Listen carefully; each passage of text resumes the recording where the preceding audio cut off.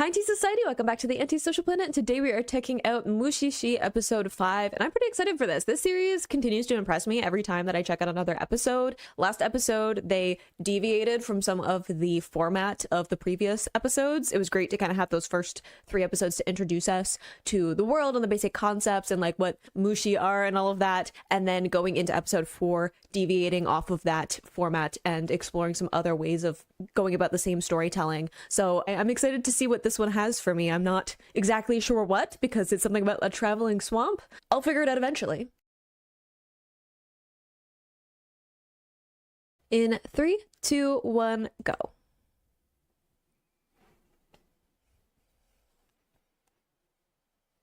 Yeah, the traveling swamp is this episode. So what will that mean? I don't know. I didn't figure out the last one until it was like very close to the end of the episode. In fact, I kind of forgot what the name of the episode was because I was engrossed in the whole concept of like prophetic dreams and the moral dilemma therein. So we'll see what happens with this. I'm also wondering like how we'll format it. Will we follow a child again? Will we not? Are we going to start in the beginning of the story like we did in the last one? Or somewhere else? Oh, sorry, I had to crack my shoulders. I didn't mean to be so aggressive about it.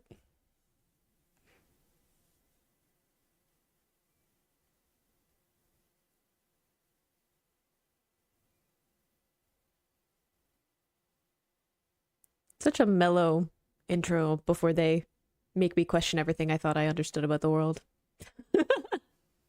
I feel like I go through like a philosophical dilemma at the end of all these episodes, which I don't hate. I'm not mad about it. It's an interesting contrast. Oh, wow. The isolation of that. Oh. Hi.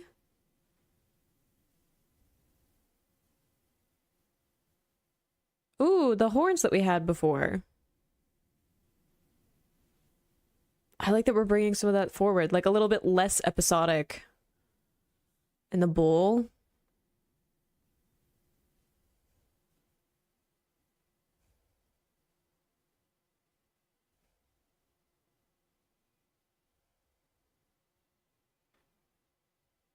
Ooh, a doctor. Ooh. I mean, like, I would be stressed too.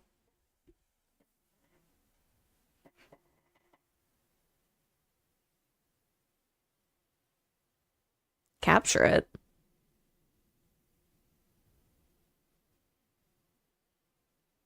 Liquid mushy. Mushi. So hence the traveling swamp. We have them liquefied. I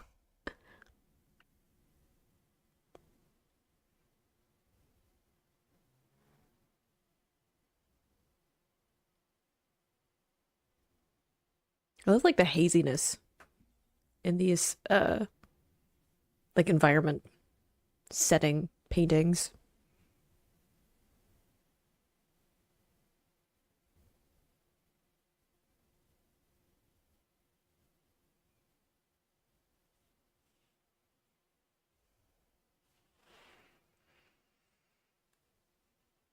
Mm-hmm.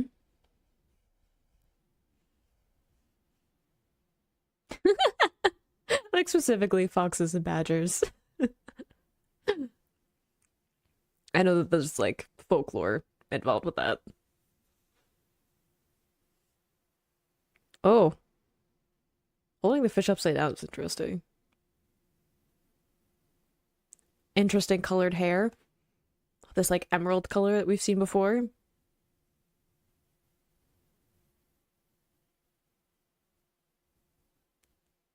I don't know, your eyes are usually pretty good. What'd I just say about the green? Like his eyes, like the bowl.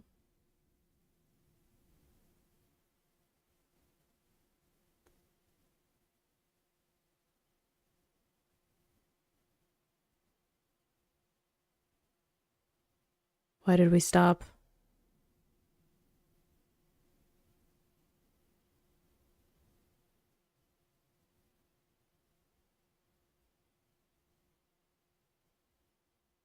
You didn't answer her question, though. Their question? I don't really know what this entity is yet. If it is a person or just like a mushi or something.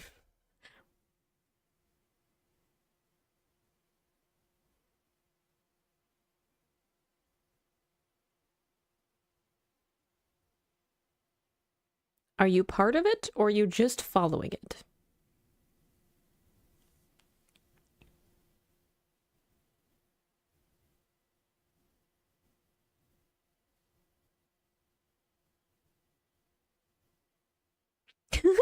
The silence, and she's like, all right.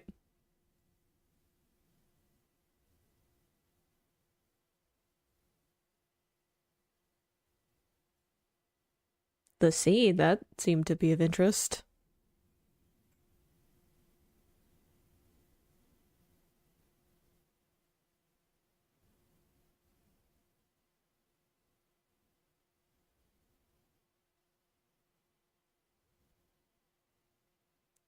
He's probably seen crazier things.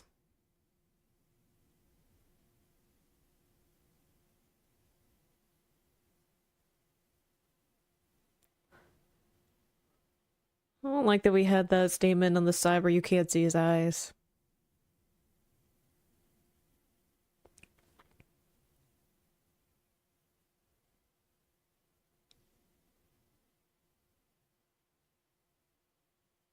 The cutting out of the like cicadas and stuff throw me off too.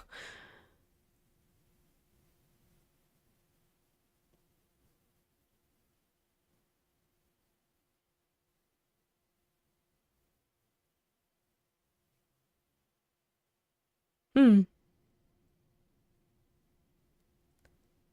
Who else do we know has been spending a lot of time in the water?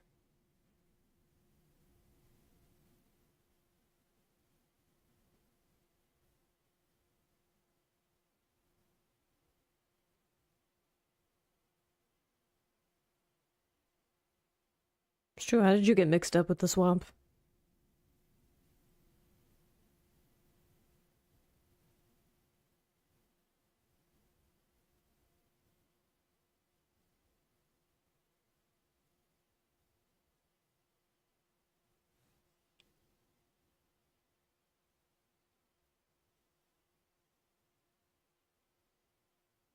So you've always been someone who liked water? Ooh, that would make you feel maybe not someone who has spent a lot of time in the water, but definitely make you feel connected to its presence, right? Near death experience. See it as like a savior.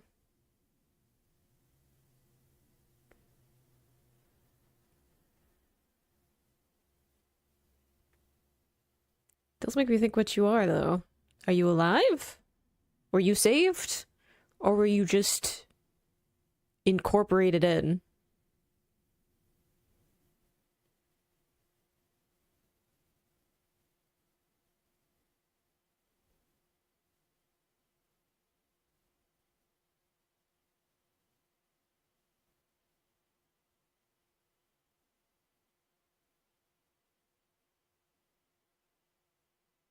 Is it living, though? Are you tied to the swamp?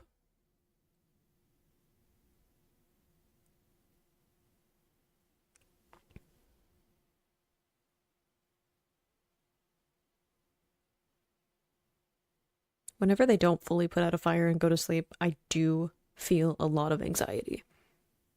Fire safety. Douse the embers. Oh, hello?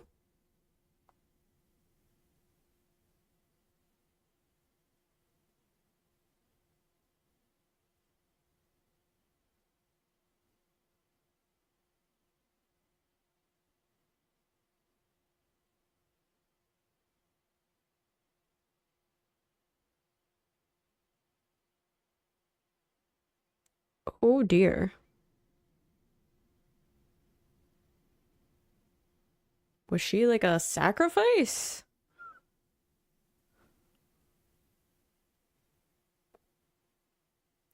Oh, Jesus. I was gonna say, like, what happened to the place that she was at before, the people that she knew before falling into the water? But I guess if that's what happened, you wouldn't feel particularly tied to that place. And it may not even be there anymore, right? Like saying like, oh, this stopped the flood. I'm like, did it? Uh-oh.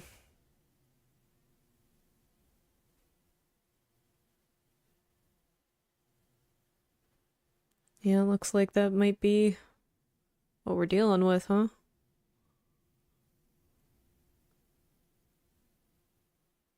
When we get to the sea, maybe? Nice bedhead.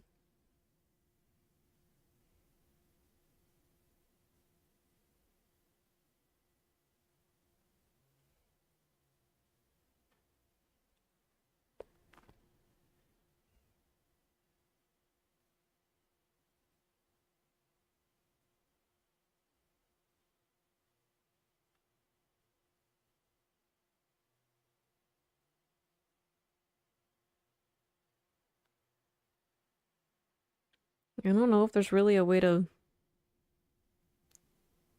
save her, though. Because if she's already died. Oh, it's cool with the plants, though. Like going transparent and then, like, dissolving into droplets.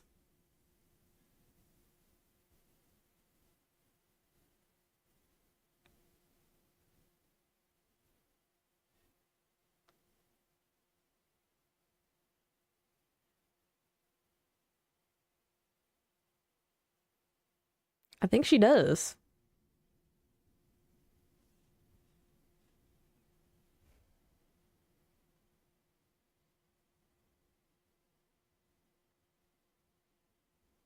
Oh. It makes it even sadder to be like, this thing, like this entity that saved me said, in my mind, you may live after everyone around her was like, you have to die in order to save everyone else.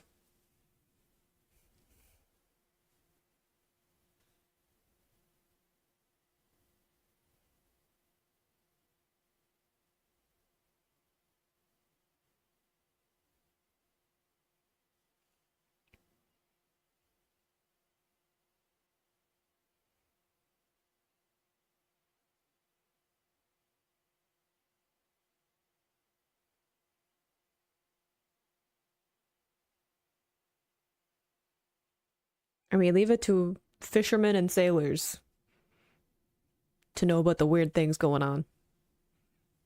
The kind of superstitions and stories that they have.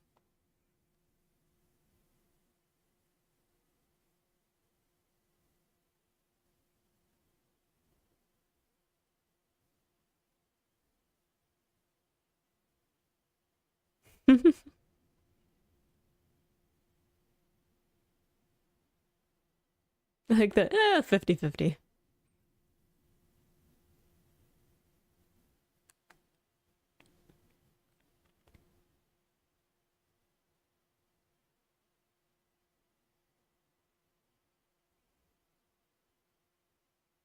I like his like one little like monocle.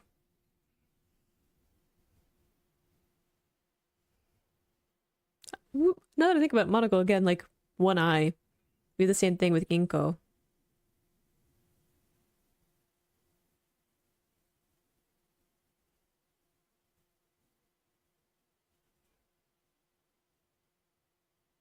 Careful with the candle. Fire safety. This is about water, but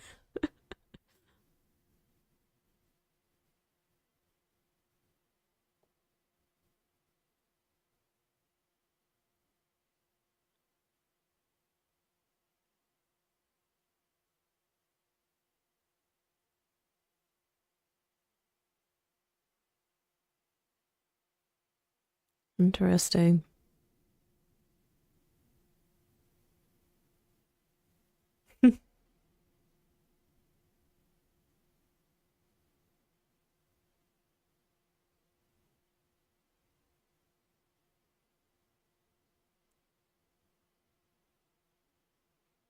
But I mean, like, again, I know that we're trying to save her and like give her a chance to be like to live.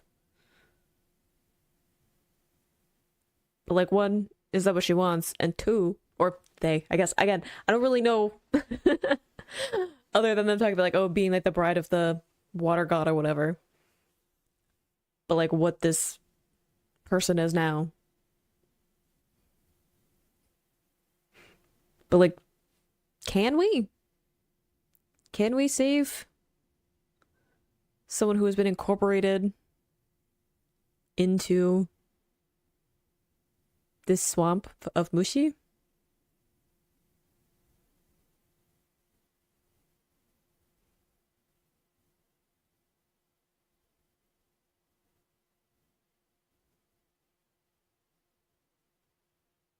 She also kind of said that she wanted to live. I'm saying like she now because we got some pronouns.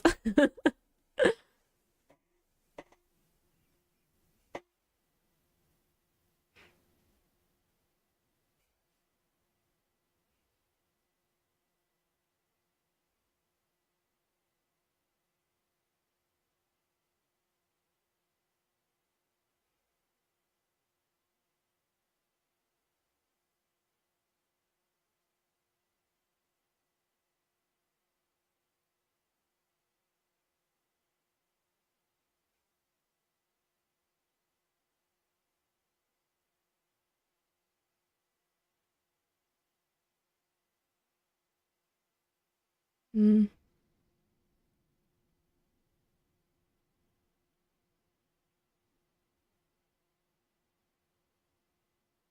yeah, I was gonna say it's like a weird in between, right?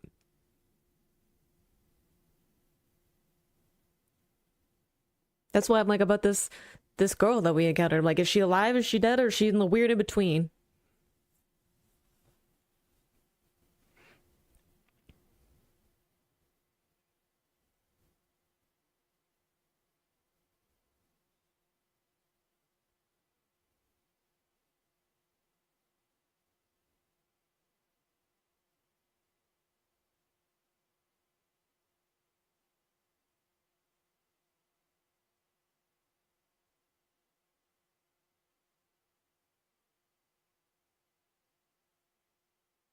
It does raise an interesting dilemma though of like, do you give someone what they want or wish for, or do you like make the best decision? And who are you to like decide that?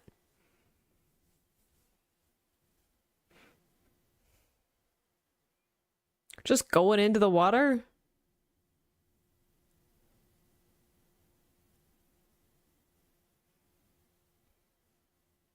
I mean, I guess it probably has to just like wait in. It seems like we don't have a plan here.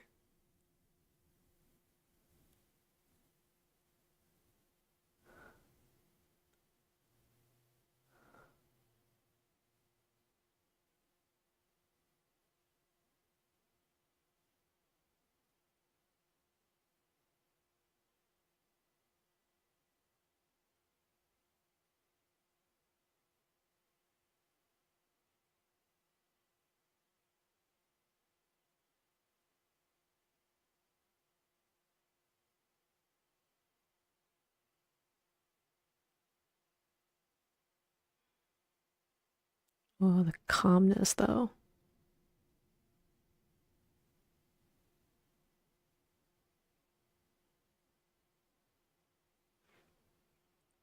Interesting, like jump cuts and some of the transitions.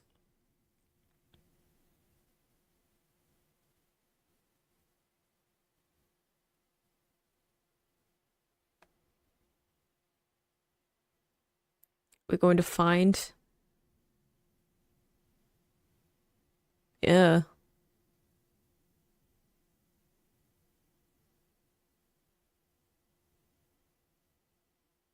that would be for Riki. Find like a translucent person.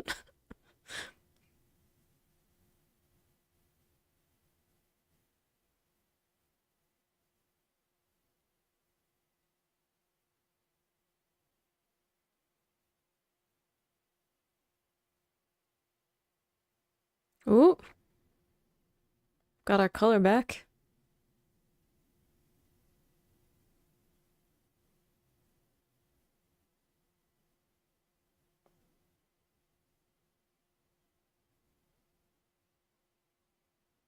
That would also be kind of crazy to be like,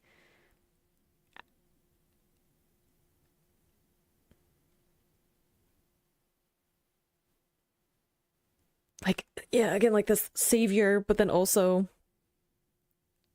you now have a group of people who have actually tried to save you instead of just letting you die, right?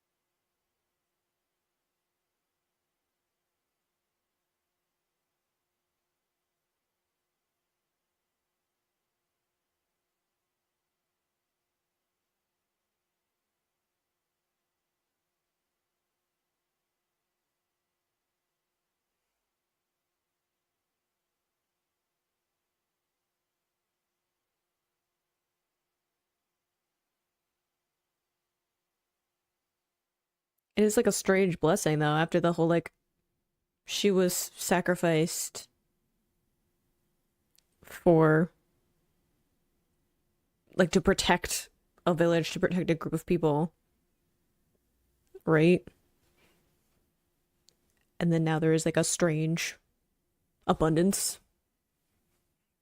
for this new village that has like protected her.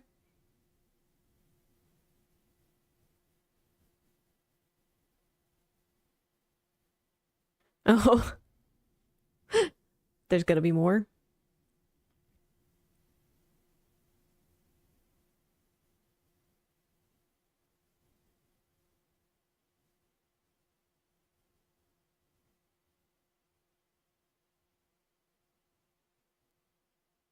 I love that image of like they put on their feet and start moving at like the end.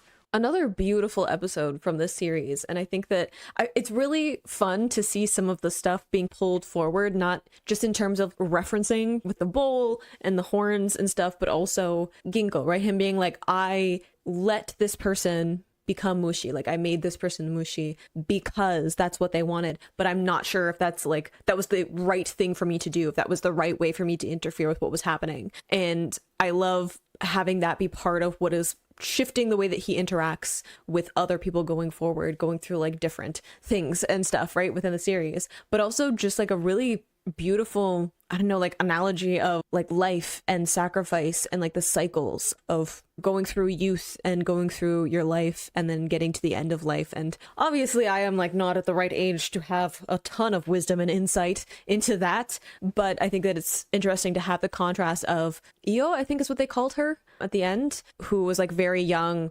sacrificed by all of these like older people being like, oh, this is in order for the rest of us to survive or whatever, but like very young at that point, and having this thousand, like tens of thousands of years old entity protect her and teach her things like Ginkgo did about what the world is and how different things work, and to show her like some beauty and like the power and to care about something and to have something care about her in return, and to lead her to a place where there were all of these people in this village who were going to try and protect her, to save her life, to put in this effort that could have been dangerous for them in order to save her, and for her to have a place that she can belong in, right? And to have her as like company for this old entity, right? Like not only this need to choose where one's path ends, but also this need for like company, right? I think that so many people who go through their life, one of the things that when they get to the end or looking at the end of their life, one of the things that comes up a lot as of regrets is who they spent time with, right? And wanting to spend more time with the people that they care about. And I think that it's such a beautiful image to have even this extremely old, ancient entity want that company as they take like their final trek. And I think that is just such a gorgeous image there. Yeah, just again, beautiful episodes, beautiful storytelling. It's so engrossing, even though it has a very slow pace to it, right? I feel like this one was a little more action heavy. And so the other ones with that scene with like the net and everything seemed a little bit more on the action side than some other things. But it's such a gorgeous, slow storytelling, and yet I'm always drawn in to it. Every pause, every quiet moment is so intentional. It's just gorgeous, honestly. Like, I'm obsessed with this series, so I hope you enjoyed watching that along with me. You can click this play as it goes to my previous reactions, or you can subscribe to miss next time I post a Mushi-Shi reaction. I will see you in the next video. Bye.